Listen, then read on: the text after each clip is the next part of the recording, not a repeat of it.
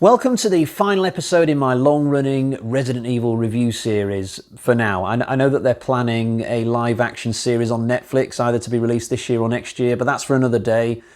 As far as we're concerned, in this video today, we have reached the end, and we're finishing off with a TV series, which is a bit odd because normally I don't review TV shows. This is actually the first time I've ever done it. Why am I making an exception? Well, firstly, it's Resident Evil. I mean, when it comes to Resi, I will boldly go in new directions that I wouldn't normally venture. And secondly, the running time for this TV show is strangely about the same as what a normal Resident Evil film would be. So there are 4 episodes of roughly 20 to 25 minutes each time, and I guess it sort of adds up to about 85, 90 minutes. So it sort of begs the question, well, why didn't they just release this as another animated movie? I mean, it could be that somebody in the Netflix boardroom was just doing an audit one day and they realised that, oh, hey, we've done more films this year than TV shows. Somebody might complain about that. Hey, Dave, that new Resi film, could we maybe split that into a few different parts, call it a TV show, just readdress the balance a little bit? Could have been that. It could have also been that maybe they had a contract to produce a Resi animated series and they just dragged their heels over it, and there was a danger that they might not be fulfilling their contract if they didn't do it by a certain point. So they just decided to rush out something really short that wouldn't cost a lot of money. It could have been that. But maybe I'm overthinking it. Maybe from an artistic standpoint, they really did just want to do a fairly short series that wasn't too bloated, and maybe they just wanted to try something different in terms of the formula. You know, not the usual 90-minute film. Let's break it up into 4 little chunks and see how that goes. Although, as far as I'm aware, all 4 of these episodes were released on the same day. It wasn't as if they released one episode, had a cliffhanger, and then checked out the viewing figures as they were going along, that kind of thing.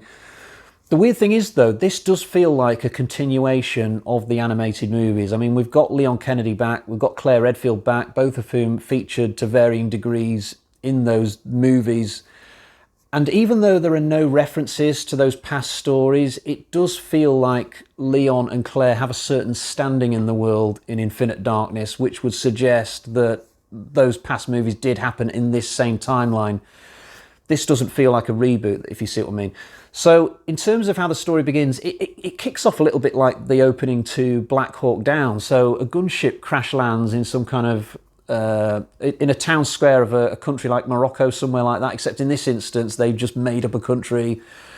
The writers of all things Resident Evil are very fond of making up their own countries. So the Americans send in a bunch of troops to rescue the people from the helicopter, but it turns out that there's a zombie outbreak about to happen.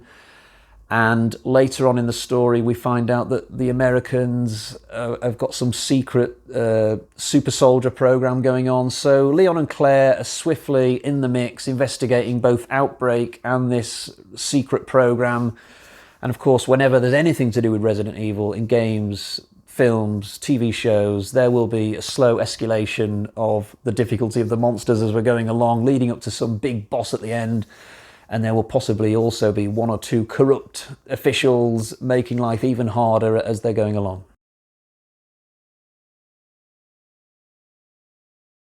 The relationship between Leon and Claire is a little bit disappointing in this, especially when you realise that these are going to be the only 2 legacy characters involved in this story. They don't really spend an awful lot of time on screen together, which is quite disappointing when you remember that prior to this TV show, they'd not seen each other in this timeline since the very first animated film, Resident Evil Degeneration.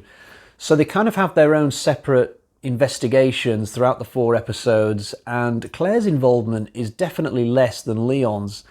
Claire Redfield has got way less to do than, say, Rebecca Chambers in Resident Evil Vendetta, so I kind of feel like Claire's character has been treated a little bit poorly in this. And also, Claire and Leon kind of have a disagreement in the final scene of Infinite Darkness, which could have repercussions if they end up making more of these. So they sort of come together for one last scene of dialogue. They've not had many up to this point, and they sort of disagree as to whether they should reveal the secrets they've found out about during this story or whether they should keep them hush-hush. It kind of reminds me of the disagreement between Captain America and Iron Man in Captain America Civil War. I mean, Claire and Leon don't end up having a fight. They just sort of agree to disagree in the end, walk away from each other, and that mutual respect between the two is still preserved. But certainly I think if they were to make another TV show or another animated film, it could be that Leon and Claire are not going to be working on the same page necessarily, or maybe they'll have to work together, but begrudgingly to a certain extent. The other characters in this, the newer characters, the one and done characters probably, are quite grey for the most part, especially the characters who have to work with Leon as part of some kind of government-led task force. Leon has to wear a business suit in this. It looks really odd on him. And there's a scene on a submarine about halfway through the show where the people Leon are hanging around with, they seem to just leave him for dead on a submarine, but deliberately. But then when Leon fights his way through some monsters and bangs on the escape pod thing, saying, "Come on, let me in," these two characters just kind of look at each other and then think to themselves, well, I suppose we could let him in. We'll keep him alive. Yeah, go on then. But I've never seen characters be so indecisive, main characters at that, be so confused as to whether they want to kill a protagonist or not. It's kind of odd. But this whole story is definitely more complex than the stories we had in the animated full-length feature films. You know, things like Degeneration and Vendetta, they were very much A to B storylines. By the time you got 20, 30 minutes through those, you sort of knew where the pieces would fall and what the story would look like for the rest of it. But not with Infinite Darkness. I wasn't fully clued in my own mind as to how this would finish until roughly sort of halfway through the third episode. I still felt in the dark up to that point. There are times in this where we go back to scenes from earlier episode but look at them from a different angle, and that gives us more information about the plot. So it definitely feels like they've put quite a lot of effort into the narrative with this, more than they would perhaps had it just been another movie.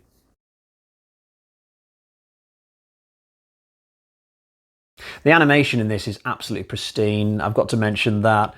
I've watched all of these Resident Evil animated things over the past few weeks, and the difference between what they were doing back in 2008 with Degeneration and what they're doing now with Infinite Darkness, it's like night and day. I mean, you can see as you're going through these that they keep improving with each and every film, and the imagery is just so sharp now. It all makes a bit of a mockery of something I said in one of my previous reviews, where I think I basically stated, oh, who cares whether you get the DVD or the Blu-ray when it comes to animation? It's just going to be the same on either disc, right? It's animation. I'm not sure that was entirely accurate. I mean, when I look at just how great this TV show is, I could easily believe that they could take something like Degeneration, retool it, and make it like this, possibly. So I'm not ruling out buying 4Ks in the future for some of these Resi animated films and TV shows that I've really enjoyed. The action sequences in this just look so good. There are three in particular that stand out. The first one takes place in episode 1, which involves the White House and some zombies get loose in there. It's your basic starter for 10, and it's very easy for Leon and his friends to clean up the mess, but it gets us going. As I mentioned earlier, there's a sequence on a submarine. I think that comes in episode 2. Leon basically gets to fight demonic rats. It's really cool. I would have liked to have spent longer in this location, actually. And finally, I'll mention the boss fight at the end. Now, it's not something we haven't seen before. It's your basic situation where somebody gets the T-virus in a needle or something and goes, okay, I'm a boss villain, fight me. But at least this one feels a little bit different because he's got like a hole in his chest and you can see his beating heart, which I thought was really cool. It's not hidden behind skin this time, although having said that, I didn't think that he was twisty and gnarly enough, this particular iteration of a final boss. What did make the final fight quite interesting is that there's acid present. There's like a big pool of it that's slowly rising up, so the characters and the villain have got to keep going higher and higher to avoid the acid. Now, I don't know if I was a little bit tired when I was watching the final episode, but I've no idea where this acid came from. Suddenly it was there and I couldn't be bothered sort of rewinding a little bit to see where it came from.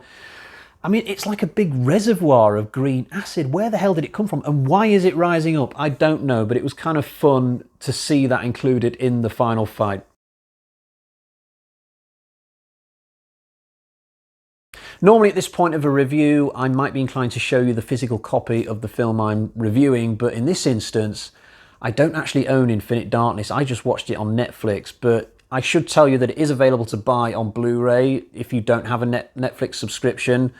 I don't know about DVD, but I've seen the Blu-ray listed on eBay and available to buy from the current date as well, not some far-flung date in the future. I know sometimes when Netflix release new shows, new films, then they're only available on there for a considerable while, but not in this instance. So it must be part of the deal that even though Netflix are allowed to show Infinite Darkness as a new thing, it's also available on Blu-ray. Right, let's get to the bag of terror and find out what sort of score I'm going to give this film.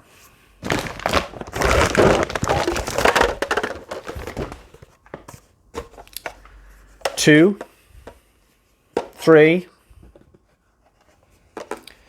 3.5 bloody axes out of 5. That's a really good score. It doesn't quite go into the excellent zone, but as the very latest Resi thing, I quite enjoyed it, and I would absolutely watch another one if they made it. Now, that's the end of my review series. I will be back very soon to do a ranking of all the Resident Evil films, live action and animated, mixed together. That's going to be a lot of fun, so stay tuned for that. I'll be back to do that very, very soon. Until next time, cheerio, bye-bye.